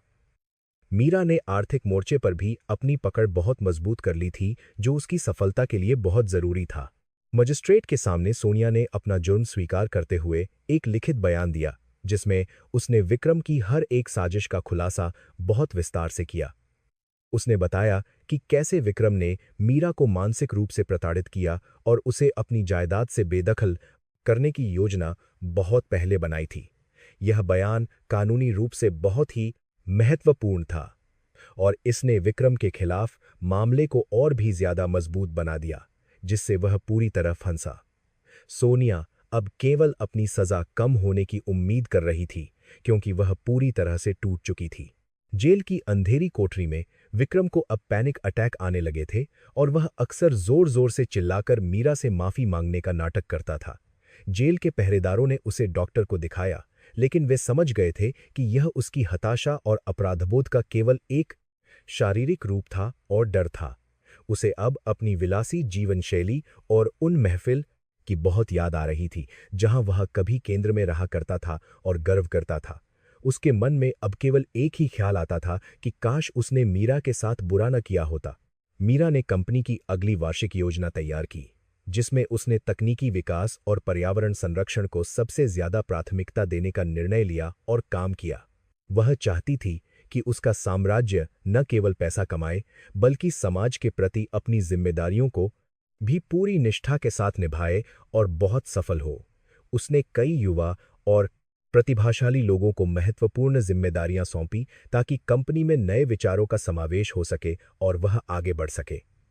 मीरा की यह सोच उसे एक आधुनिक और प्रगतिशील उद्योगपति के रूप में स्थापित कर रही थी, जो प्रभावशाली था। इस तरह मीरा ने न केवल अपनी व्यक्तिगत लड़ाई जीती, बल्कि उसने एक भ्रष्ट तंत्र को भी पूरी तरह से उखाड़ फेंका, जो समाज के लिए घातक था। वह अब पहले से कहीं अधिक मजबूत और शक्तिशाली महसूस कर रही थी, क्योंकि उसके पास सत्य और धर्म की अद्भुत शक्ति मौजूद थी और खुश थी। उसने अपने अतीत की राख से एक ऐसा भविष्य खड़ा किया था जो आने वाली पीढ़ियों के लिए एक बहुत बड़ी प्रेरणा का स्रोत बनेगा। उसकी यात्रा का यह महत्वपूर्ण चरण अब समाप्त हो चुका था और वह नई चुनौतियों के लिए तैयार थी। रात के सन्नाटे में मीरा ने अपनी खिड़की से चमकते सितारों को देखा और महसूस किया कि न्याय का मार्ग कठिन जरूर है, लेकिन असंभव नहीं होता। उसने शांति से अपनी आंखें बंद कीं और कल होने वाली अंतिम कानूनी जंग के लिए अपनी ऊर्जा को पूरी तरह से संचित किया और तैयार हुई। अब विक्रम और उसके साम्राज्य का अंत बहुत ही करीब था और मीरा इस सच्चाई को पूरी तरह से जानती थी और बहुत खुश थी। हवा में जीत की एक भीनी महक थी, जिसने उसके थके हुए शरीर और मन को ताजगी दी। जेल की सलाखों के पीछे बैठा विक्रम अब पूरी तरह से मानसिक रूप से टूट चुका था और उसके पास सोचने के लिए केवल अंधेरा बचा था। उसने अपने वकीलों के माध्यम से बाहरी दुनिया के कुछ सबसे खतरनाक अपराधियों और गुंडों से गुप्त रूप से संपर्क साधा ताकि वे मीरा को खत्म कर सकें। विक्रम का मानना था कि यदि मीरा के पास मौजूद मुख्य गवाह और सारे डिजिटल दस्तावेज नष्ट हो जाएं, तो वह फिर से अपनी पुरानी स्थिति में लौट सकता है। उसकी आंखों में प्रतिशोध की एक काली और डरावनी छाया नाच रही थी, जिसने उसे पूरी तरह से अंधा कर दिया था। शहर के एक सुनसान और पुराने गोदाम में कुछ हथियारबंद लोग इकट्ठा हुए थे, जिन्हें विक्रम के वफादार सहयोगियों ने मीरा के खिलाफ इस्तेमाल करने के लिए मोटी रकम दी थी। उनका मुख्य लक्ष्य मीरा के निजी निवास पर आधी रात को हमला करना और उन सभी डिजिटल कमीन की बाधा सबूतों को जला देना था जो अदालत में पेश होने वाले थे। हमलावरों ने बहुत सावधानी से अपना प्लान तैयार किया और घर की सुरक्षा व्यवस्था की रेकी की, ताकि वे बिना किसी शोर के अपना काम पूरा कर सके। वे नहीं जानते थे कि उनकी हर हरकत पर अब किसी और की तेज नजरें टिकी हुई थीं और तैयार थीं। मीरा अपनी निजी सुरक्षा टीम के साथ एक गुप्त नियंत्रण कक्ष में बैठी हुई थी और सीसीटीवी कैमरों की स्क्रीन पर उन संदिग्ध गतिविधियों को बहुत गौर से देख रही थी। उसने राघव को बिल्कुल शांत रहने का निर्देश दिया, क्योंकि वह चाहती थी कि हमलावर स्वयं जाल के भीतर गहराई तक आ जाएं, ताकि उन्हें रंगे हाथों पकड़ा जा। मीरा ने पहले ही स्थानीय पुलिस के विशेष दस्ते को सूचित कर दिया था और वे सादे कपड़ों में घर के चारों ओर तैनात थे और आदेश की प्रतीक्षा कर रहे थे। उसकी रणनीतिक सोच ने उसे फिर से एक कदम आगे रखा था और वह बिल्कुल निडर और स्थिर थी। जैसे ही हमलावरों ने पिछली दीवार फांदकर परिसर में प्रवेश किया, चारों ओर गहरा सन्नाटा छा गया, जो किसी बड़े तूफान की आहट जैसा लग रहा था और बहुत डरावना था। उनमें से एक ने तिजोरी तोड़ने का प्रयास किया, जिसमें मीरा ने जानबूझकर कुछ जाली दस्तावेज रखे थे ताकि वे उन्हें असली समझकर अपना समय बर्बाद करें। जैसे ही उन्होंने उन फाइलों को छुआ, एक अलार्म बज उठा और पूरे घर की लाइटें एक साथ जल गईं, जिससे गुंडे पूरी तरह से हक्का बक्का रह गए। पुलिस की टीमों ने तुरंत मोर्चा संभाला और परिसर के सभी निकास द्वारों को पूरी तरह से सील कर दिया। मीरा ने एक माइक्रोफोन का बटन दबाया और उसकी आवाज पूरे आंगन में गूंज उठी, जो अपराधियों के लिए एक बहुत स्पष्ट चेतावनी संदेश की तरह लग रही थी। उसने बताया कि इस पूरे घटनाक्रम की एचडी रिकॉर्डिंग पहले ही सुरक्षित सर्वर पर अपलोड की जा चुकी है और पुलिस के पास अब ठोस आपराधिक साक्ष्य मौजूद है। हमलावरों ने भागने की कोशिश की, लेकिन वे चारों तरफ से घिर चुके थे और उनके पास आत्मसमर्पण करने के अलावा अब कोई और रास्ता नहीं बचा था। मीरा के चेहरे पर एक शांत संतोष था, क्योंकि उसकी योजना ने बिल्कुल वैसे ही काम किया था जैसा सोचा था। अगली सुबह विक्रम को जब इस विफल हमले की खबर मिली तो उसकी दुनिया पूरी तरह से उजड़ गई, क्योंकि अब उस पर हत्या की साजिश का नया मामला दर्ज हो गया था। उसके वकील ने उसे सख्त चेतावनी दी कि अब उसे आजीवन कारावास की सजा मिल सकती है और जमानत की कोई भी गुंजाइश अब बाकी नहीं बची है। विक्रम ने अपना सिर पकड़ लिया और वह सोचने लगा कि कैसे एक छोटी सी भूल ने उसके पूरे जीवन को नर्क बना दिया था और तबाह किया। सोनिया ने भी अब अपनी वफादारी पूरी तरह से बदल ली थी और वह सरकारी गवाह बनने के लिए तैयार थी। मीरा ने कंपनी के मुख्यालय में एक आपातकालीन बोर्ड मीटिंग बुलाई ताकि वह उन भ्रष्ट तत्वों को जड़ से उखाड़ फेंक सके जो अभी भी विक्रम के प्रति वफादार थे। उसने स्पष्ट कर दिया कि किसी भी अनैतिक कार्य को अब कंपनी के भीतर बर्दाश्त नहीं किया जाएगा और नई आचार संहिता लागू की जाएगी ताकि पारदर्शिता बनी रहे। बोर्ड के सदस्यों ने उसके नेतृत्व पर अपनी पूर्ण सहमति दी और उसे पूर्ण अधिकार प्रदान किए ताकि वह व्यापारिक स्थिरता वापस ला सके और सफल हो। मीरा ने अब अपनी शक्ति का उपयोग न्याय की स्थापना के लिए करना शुरू किया, जो बहुत प्रभावशाली था। अपने पुराने घर के शांत बगीचे में टहलते हुए मीरा ने महसूस किया कि उसने न केवल एक लड़ाई जीती है बल्कि अपनी असली पहचान को भी पुनः प्राप्त किया है। वह उन दिनों को याद करती थी जब वह केवल एक पत्नी की छाया बनकर रहती थी, लेकिन आज वह एक शक्तिशाली स्वामिनी के रूप में खड़ी थी। उसकी आंखों में अब वह पुराना डर नहीं था, बल्कि एक ऐसी चमक थी जिसने उसे एक नया और बेहतर भविष्य बनाने की प्रेरणा दी। उसने तय किया कि वह उन सभी पीड़ित महिलाओं की मदद करेगी जो समाज में इसी तरह के अपमान का सामना करती थीं। राघव ने मीरा को सूचित किया कि विक्रम के सभी अंतर्राष्ट्रीय सहयोगियों ने अब उससे पूरी तरह किनारा कर लिया है और वे जांच अधिकारियों का पूरा साथ दे रहे हैं। यह सूचना मीरा के लिए बहुत राहत की बात थी, क्योंकि इससे यह सुनिश्चित हो गया कि विक्रम के पास अब भागने का कोई भी सुरक्षित कोना नहीं बचा। कानूनी प्रक्रिया अब अपने अंतिम चरण में थी और बहुत जल्द विक्रम को न्यायालय के समक्ष पेश किया जाना था, जहां उसका अंतिम निर्णय होना था। मीरा ने अपने वकीलों को सख्त आदेश दिया कि वे केस की तैयारी में कोई कसर न छोड़ें और जीते। शहर की हलचल के बीच मीरा ने स्वयं को पूरी तरह से केंद्रित कर लिया था, क्योंकि वह जानती थी कि कल की सुबह उसके लिए बहुत ऐतिहासिक होने वाली है। उसने उन सभी दस्तावेजों की एक अंतिम समीक्षा की जो विक्रम के साम्राज्य की ताबूत में अंतिम कील साबित होने वाले थे, और मन में संतोष व्यक्त किया। उसकी हिम्मत और धैर्य की परीक्षा अब समाप्त होने वाली थी और वह न्याय के सिंहासन पर बैठने के लिए पूरी तरह से तैयार दिखाई दे रही थी। प्रतिशोध की यह लंबी यात्रा अब अपने गंतव्य के बहुत करीब पहुंच चुकी थी और जीत की गूंज सुनाई दे रही थी। रात के सन्नाटे में मीरा अपनी खिड़की के पास खड़ी होकर उस ठंडी हवा को महसूस कर रही थी, जिसने उसके मन की बेचैनी को पूरी तरह से शांत कर दिया था। उसने सोचा कि कैसे सत्ता का अहंकार किसी भी इंसान को अंधा बना सकता है और उसे अपनों के ही खिलाफ खड़ा कर देता है, जैसा विक्रम ने किया। मीरा के मन में अब न तो नफरत थी और न ही कोई दुख, बल्कि केवल एक दृढ़ संकल्प था कि वह हमेशा सच का साथ देगी। वह अपनी नई भूमिका के लिए पूरी तरह से तैयार थी और उसने अपने ईश्वर को इस शक्ति के लिए धन्यवाद दिया। जैसे ही पुलिस की गाड़ी विक्रम को अदालत ले जाने के लिए आई, जेल के बाहर मीडिया कर्मियों का एक भारी जमावड़ा लग गया जो इस खबर को कवर करना चाहते थे।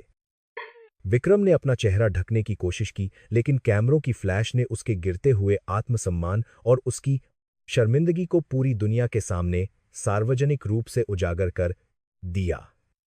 वह आदमी जो कभी शहर की सड़कों पर शान से चलता था, आज एक साधारण मुजरिम की तरह गर्दन झुकाए हुए चल रहा था और डरा हुआ था।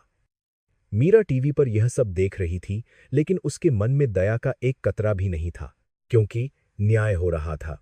राघव ने मीरा के लिए उन संपत्तियों की एक सूची तैयार की थी जो अब कानूनी रूप से उसके नाम पर स्थानांतरित होने वाली थीं और जिनमें बहुत कीमती बंगले थे।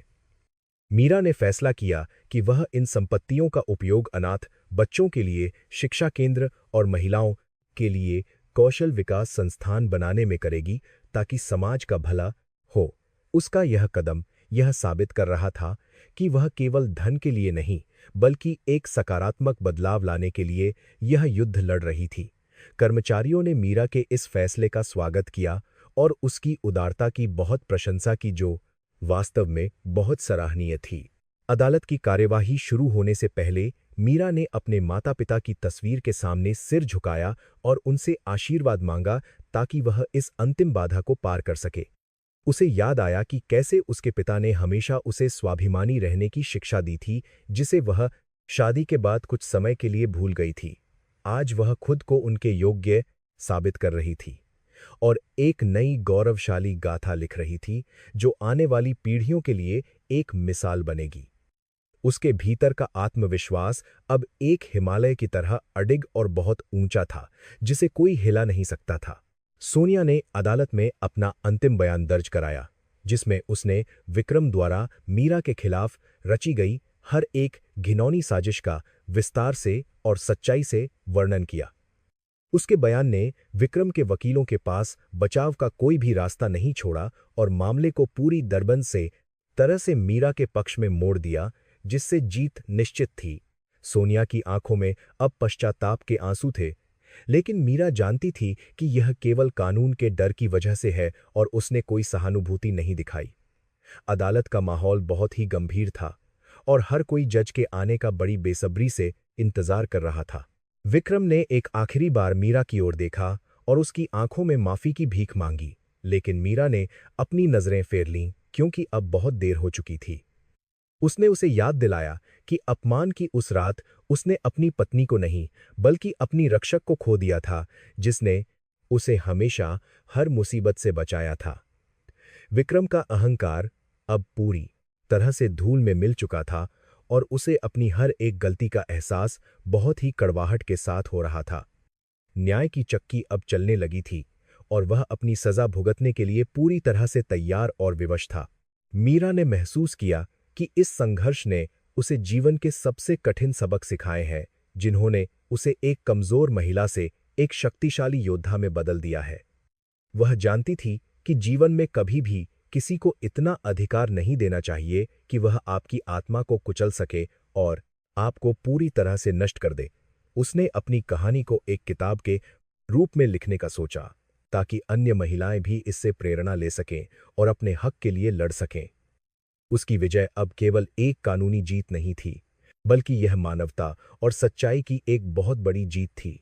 सरकारी वकील ने विक्रम के खिलाफ उन सभी गवाहों को पेश किया जिन्होंने उसके काले कारोबार में प्रत्यक्ष रूप से उसकी मदद की थी, और अब वे सब सच बोल रहे थे। हर एक गवाही विक्रम के चेहरे पर एक जोरदार तमाचे की तरह लग रही थी और उसके अपराधों की सूची को और भी अधिक लंबा और भयानक बना रही थी। न्यायाधीश ने सभी सबूतों को बहुत ध्यान से देखा और महसूस किया कि यह मामला भ्रष्टाचार और व्यक्तिगत प्रताड़ना का एक बहुत ही गंभीर और दुर्लभ उदाहरण है। अदालत में मौजूद हर व्यक्ति को अब इस बात का पूरा यकीन हो गया था कि विक्रम का अंत अब निश्चित है। मीरा ने अदालत के बाहर खड़े होकर उन हजारों समर्थकों को देखा जो उसके समर्थन में नारे लगा रहे थे और उसे न्याय की देवी के रूप में देख रहे थे। उसकी लोकप्रियता अब केवल उसकी कंपनी तक सीमित नहीं थी, बल्कि वह पूरे देश के लिए साहस और ईमानदारी का एक बहुत बड़ा प्रतीक बन चुकी थी। उसने बहुत ही शालीनता से सभी का अभिवादन किया और उन्हें विश्वास दिलाया कि वह हमेशा उनके हक के लिए खड़ी रहेगी और संघर्ष करती रहेगी। उसकी मुस्कान में अब वह शांति थी जो केवल एक पवित्र और निस्वार्थ उद्देश्य को प्राप्त करने के बाद मिलती है। विक्रम के पास अब खोने के लिए कुछ भी नहीं बचा था, सिवाय अपनी उन यादों के जो उसे बार बार उसके सुखद अतीत की याद दिलाकर बहुत ज्यादा तड़पा रही थीं। उसने अपने जीवन के सबसे महत्वपूर्ण रिश्तों को पैसे और वासना की बलि चढ़ा दिया था और आज वह संभारस के इमोमंती अतीत को पैसे बलि जानता था। बिल्कुल अकेला और बेसहारा होकर जेल की कोठरी में था। वह जानता था कि अब से उसका हर दिन केवल अंधेरे और अकेलेपन में बीतेगा, जहां उसे अपनी गलतियों का हिसाब खुद को ही देना होगा। उसकी यह त्रासदी उन सभी के लिए एक बड़ी चेतावनी थी जो शक्ति का दुरुपयोग करते हैं और अपनों को भूलते। मीरा ने राघव से कहा कि वह अब कंपनी के नए लोगो और नई ब्रांडिंग पर काम शुरू करे जो एक नई शुरुआत और शुद्धता का प्रतीक होना चाहिए। वह चाहती थी कि कंपनी का हर एक उत्पाद अब गुणवत्ता और विश्वास का पर्याय बने ताकि ग्राहकों का भरोसा फिर से पूरी तरह से बहाल किया जा सके। उसकी व्यापारिक सूझबूझ अब नई ऊंचाइयों को छू रही थी और उसने अंतर्राष्ट्रीय बाजारों में भी विस्तार करने की एक बहुत बड़ी और महत्वाकांक्षी योजना तैयार की थी। मीरा का भविष्य अब सूरज की तरह चमक रहा था और वह अपनी सफलता के लिए पूरी तरह तैयार थी। दिन के अंत में मीरा ने अपने केबिन में बैठकर उन फाइलों को बंद किया और एक गहरी और राहत भरी सांस ली क्योंकि आज का काम पूरा हो चुका था। उसने महसूस किया कि उसका दिल अब हल्का है और उसके मन में किसी के प्रति कोई द्वेष नहीं बचा है क्योंकि न्याय ने अपना काम कर दिया था। उसने खिड़की से बाहर देखा जहां रात का चांद अपनी पूरी चांदनी बिखेर रहा था और उसे एक नई उम्मीद और शांति का संदेश दे रहा था। कल एक नया दिन होगा और एक नई शुरुआत होगी जिसे मीरा पूरी हिम्मत के साथ गले लगाएगी। आज न्याय का वह अंतिम दिन था जिसका इंतजार पूरे शहर को बड़ी बेसब्री से था और सबकी निगाहें अदालत के बड़े दरवाजे पर टिकी थीं। मीरा अपने घर के मंदिर के सामने खड़ी होकर शांति से प्रार्थना कर रही थी क्योंकि उसने सत्य के मार्ग पर चलने का कठिन संकल्प लिया था। उसने सफेद रंग की एक बहुत ही गरिमापूर्ण साड़ी पहनी थी जो उसकी पवित्रता और अटूट शक्ति का प्रतीक बनकर चमक रही थी। वह जानती थी कि आज का सूरज उसके पुराने अपमानों के अंधेरे को पूरी तरह मिटाकर एक नई रोशनी लाने वाला था। अदालत का विशाल कक्ष वकीलों और पत्रकारों की भीड़ से पूरी तरह खचाखच भरा हुआ था और हवा में एक अजीब सी भारी चुप्पी छाई थी। पुलिस की गाड़ी जब विक्रम रहेजा को लेकर परिसर में पहुंची तो वहां मौजूद लोगों ने उसे नफरत भरी निगाहों से देखा और विरोध प्रदर्शन किया। वह आदमी जो कभी अपनी उंगलियों पर पूरे शहर को नचाता था आज वह एक टूटे हुए खिलौने की तरह बहुत ही असहाय और डरा हुआ दिख रहा था। उसके चेहरे पर अब वह पुराना अहंकार कहीं भी नजर नहीं आ रहा था और वह अपनी गर्दन झुकाए चल रहा था। न्यायाधीश महोदय ने अपने आसन पर बैठते ही कार्यवाही शुरू करने का आदेश दिया और पूरे हॉल में एकदम सन्नाटा पसर गया जो डरावना था। सरकारी वकील ने विक्रम के खिलाफ उन सभी गवाहों और सबूतों की अंतिम सूची पेश की जिन्होंने उसके काले साम्राज्य की पोल खोलकर रख दी थी। सोनिया को भी कटघरे में बुलाया गया और उसने कांपती आवाज में उन सभी साजिशों को स्वीकार किया जो उसने विक्रम के इशारे पर रची थीं। अदालत में मौजूद हर व्यक्ति उन दोनों की घिनौनी करतूतों को सुनकर बहुत हैरान था और गुस्से में भरा था। विक्रम के वकील ने उसकी मानसिक स्थिति का हवाला देकर उसे बचाने की आखिरी कोशिश की लेकिन न्यायाधीश ने उन दलीलों को सिरे से खारिज कर दिया। मीरा पूरी कार्यवाही के दौरान शांत बैठी रही और उसने एक बार भी विक्रम की ओर मुड़कर नहीं देखा क्योंकि उसके लिए वह रिश्ता मर चुका था। उसे वह रात याद आई जब उसे सरेआम जलील किया गया था और आज वही अपराधी उसके सामने न्याय की भीख मांग रहे थे और रो रहे थे। समय का चक्र अब पूरी तरह से घूम चुका था और सच्चाई की जीत अब पूरी तरह से निश्चित थी। न्यायाधीश ने अपना ऐतिहासिक फैसला सुनाना शुरू किया और बताया कि विक्रम रहेजा को धोखाधड़ी और हत्या की साजिश के जुर्म में 14 साल की सजा दी जाती है। इसके साथ ही सोनिया को भी उसके अपराधों के लिए 7 साल के कठोर कारावास का दंड दिया गया और उन पर भारी जुर्माना भी लगाया गया। जैसे ही हथौड़े की आवाज गूंजी, विक्रम के पैरों तले की जमीन खिसक गई और वह वहीं जमीन पर गिरकर फूट-फूट कर रोने लगा। अदालत में मौजूद लोगों ने इस फैसले का तालियों के साथ स्वागत किया क्योंकि उन्हें अंततः न्याय मिल गया था। मीरा अदालत से बाहर निकली तो मीडिया कर्मियों ने उसे चारों तरफ से घेर लिया और उसकी इस महान सफलता पर कई सवाल पूछने शुरू कर दिए। उसने बहुत ही शालीनता से जवाब दिया कि यह केवल उसकी व्यक्तिगत जीत नहीं है बल्कि यह हर उस महिला की जीत है जिसे कमजोर समझा जाता है। उसने घोषणा की कि वह विक्रम की सभी जब्त संपत्तियों को एक जनकल्याणकारी ट्रस्ट को सौंप देगी जो गरीब बच्चों की शिक्षा के लिए काम करेगा। उसके इस महान निर्णय ने जनता के दिल जीत लिए और उसकी जय जयकार होने लगी और वह बहुत खुश थी। विक्रम और सोनिया को जब पुलिस वैन में ले जाया जा रहा था, तब उन्होंने आखिरी बार मीरा की ओर देखा, लेकिन उनकी आंखों में केवल निराशा थी। मीरा ने महसूस किया कि नफरत का अंत हमेशा बुरा ही होता है और अहंकार इंसान को विनाश की खाई में धकेल देता है, जैसा विक्रम के साथ हुआ। उसने अपने मन से प्रतिशोध की अंतिम ज्वाला को भी बुझा दिया और शांति की एक नई और सुखद अनुभूति के साथ अपनी गाड़ी में बैठ गई। अब उसकी जिंदगी का एक बहुत ही कठिन और दर्दनाक अध्याय हमेशा के लिए पूरी तरह बंद हो चुका था। राघव ने मीरा का स्वागत कंपनी के मुख्यालय में किया, जहां सभी कर्मचारी उसके सम्मान में फूलों के हार लेकर खड़े थे और बहुत उत्साहित थे। मीरा ने कंपनी का नाम बदलकर अब अपनी मां के नाम पर रखने का निर्णय लिया, ताकि यह संस्थान हमेशा ईमानदारी और सेवा का प्रतीक बना रहे। उसने कर्मचारियों को संबोधित करते हुए कहा कि अब से इस कंपनी का मालिक कोई एक व्यक्ति नहीं, बल्कि इसकी पूरी मेहनत करने वाली टीम होगी। इस नई नीति ने कर्मचारियों के भीतर एक नई ऊर्जा और वफादारी का संचार किया, जिसने सबको बहुत प्रभावित किया। शाम को मीरा उसी पार्टी हॉल में गई जहां से उसकी त्रासदी शुरू हुई थी, लेकिन आज वहां का माहौल और उसकी स्थिति बिल्कुल अलग और बेहतर थी। उसने महसूस किया कि जिस जगह उसने अपना आत्मसम्मान खोया था, आज उसी जगह उसे पूरी दुनिया से सबसे ज्यादा सम्मान और कौन जगह प्यार मिल रहा था।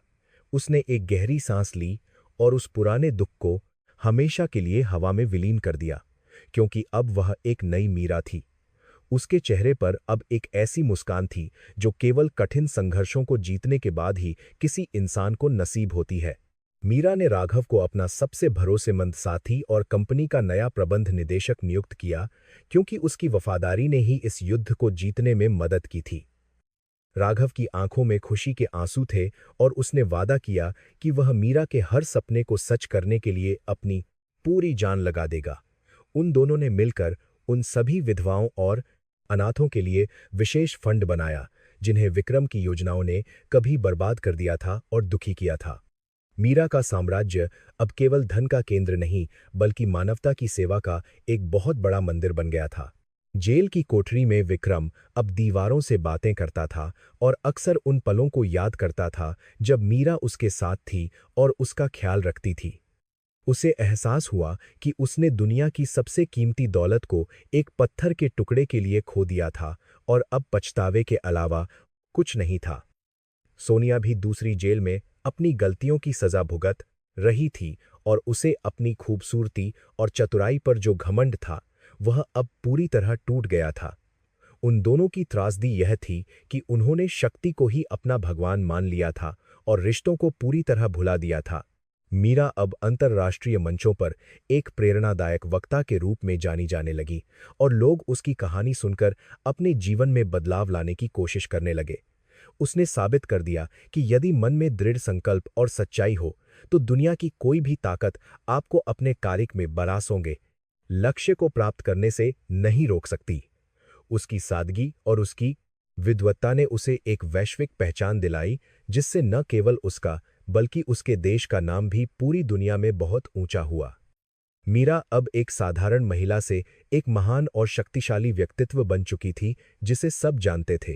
रातों के सन्नाटे में अब मीरा को डरावने सपने नहीं आते थे, बल्कि उसे एक बहुत ही सुखद और गहरी नींद आती थी, जो उसकी मानसिक शांति का प्रमाण थी। उसने अपनी डायरी के आखिरी पन्ने पर लिखा कि जीवन एक संघर्ष है और हर अपमान हमें और अधिक मजबूत बनाने का एक बहुत ही सुनहरा अवसर प्रदान करता है।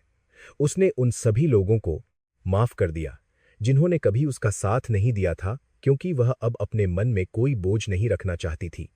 उसकी आत्मा अब पूरी तरह स्वतंत्र थी और वह अपनी नई उड़ान भरने के लिए पूरी तरह तैयार थी। कंपनी ने अपनी नई शाखाएं विदेशों में भी खोलीं और मीरा ने यह सुनिश्चित किया कि हर जगह केवल योग्यता और नैतिकता के आधार पर ही भर्तियां की जाएं और सफल हों। उसने तकनीक का उपयोग करके भ्रष्टाचार को पूरी तरह समाप्त कर दिया और एक ऐसा पारदर्शी सिस्टम बनाया जो आने वाले समय के लिए एक मिसाल बन गया। निवेशकों का भरोसा अब कंपनी पर इतना अधिक था कि इसके शेयर बाजार के इतिहास में सबसे ऊंचे स्तर पर पहुंच गए और बहुत लाभ हुआ। मीरा ने व्यावसायिक जगत में अपनी एक अलग और बहुत ही मजबूत धाक जमा ली थी जो प्रभावशाली थी। अंततः वह दिन आया जब मीरा ने अपने जीवन के उस सबसे बड़े प्रोजेक्ट का उद्घाटन किया जो उसने उन महिलाओं के लिए बनाया था जो समाज से तिरस्कृत थीं। इस संस्थान का नाम उसने शक्तिधाम रखा, जहां महिलाओं को आत्मनिर्भर बनाने के लिए प्रशिक्षण और सुरक्षा दोनों ही बहुत ही उच्च स्तर पर प्रदान किए जाते थे। उद्घाटन के समय उसकी आंखों में गर्व की चमक थी, क्योंकि उसने वह कर दिखाया था जो कभी किसी ने सोचा भी नहीं था और असंभव था। मीरा की यह सफलता उन हजारों गुमनाम चेहरों की जीत थी जो न्याय का बड़ी बेसब्री से इंतजार कर रहे। विक्रम की सजा के कई साल बीत गए और उसकी यादें भी अब लोगों के दिमाग से धीरे धीरे धुंधली होने लगी थीं, क्योंकि अब मीरा का नाम गूंज रहा था। मीरा ने कभी मुड़कर पीछे नहीं देखा और वह हर दिन एक नया मील का पत्थर स्थापित करती गई, जिसने उसे इतिहास के सुनहरे अक्षरों में पूरी तरह दर्ज कर दिया। उसकी कहानी अब स्कूलों और कॉलेजों में एक मिसाल के तौर पर पढ़ाई जाने लगी, ताकि युवा पीढ़ी भी उससे कुछ अच्छा और महान सीख सके। प्रतिशोध की वह आग अब सेवा की एक शीतल चांदनी में पूरी तरह से बदल चुकी थी और शांति थी। मीरा ने महसूस किया कि त्रासदी केवल अंत नहीं होती, बल्कि यह एक नए और बहुत ही गौरवशाली अध्याय की शुरुआत करने का एक माध्यम मात्र होती है जो जरूरी है। उसने अपनी सफलता का सारा श्रेय अपनी मां की दी हुई शिक्षाओं और अपने अटूट धैर्य को दिया, जिसने उसे कभी भी टूटने नहीं दिया और साहस दिया। उसकी आंखों में अब भविष्य के लिए बहुत सारे नए सपने थे, जिन्हें वह अपनी मेहनत और लगन से पूरा करने के लिए फिर से तैयार थी। मीरा की यह यात्रा अब एक ऐसी मिसाल बन गई थी जो अनंत काल तक सबको प्रेरित करती रहेगी।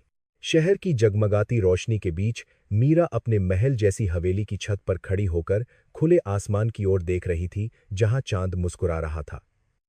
उसने एक लंबी सांस ली और महसूस किया कि न्याय का मार्ग भले ही कांटों से भरा हो, लेकिन इसकी मंजिल बहुत ही खूबसूरत और सुकून देने वाली होती है। आज वह न केवल एक सफल सीईओ थी, बल्कि एक ऐसी विजेता थी जिसने अपनी आत्मा को भी पूरी तरह से जीत लिया था और खुश थी।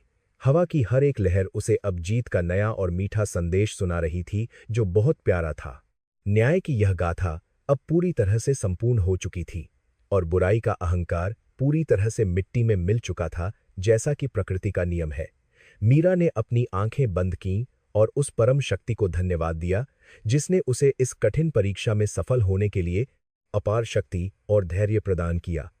उसके जीवन का हर एक पल अब एक नई कहानी सुना रहा था, जिसमें जीत और सत्य का अद्भुत संगम था, जो सबको बहुत प्रभावित करता था।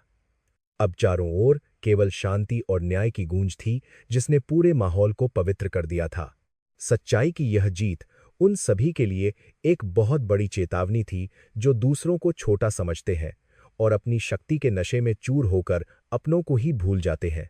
मीरा ने अपनी गरिमा को बचाए रखा और यह सिद्ध कर दिया कि मौन में भी एक बहुत बड़ी और अजेय शक्ति छिपी होती है, जो समय आने पर दहाड़ती है। उसकी कहानी अब एक महान काव्य की तरह बन गई थी, जिसे लोग सदियों तक याद रखेंगे और उससे साहस और अटूट विश्वास की प्रेरणा लेते रहेंगे। न्याय हो चुका था और मीरा अब अपनी नई दुनिया की बेताज और शक्तिशाली रानी बन चुकी थी।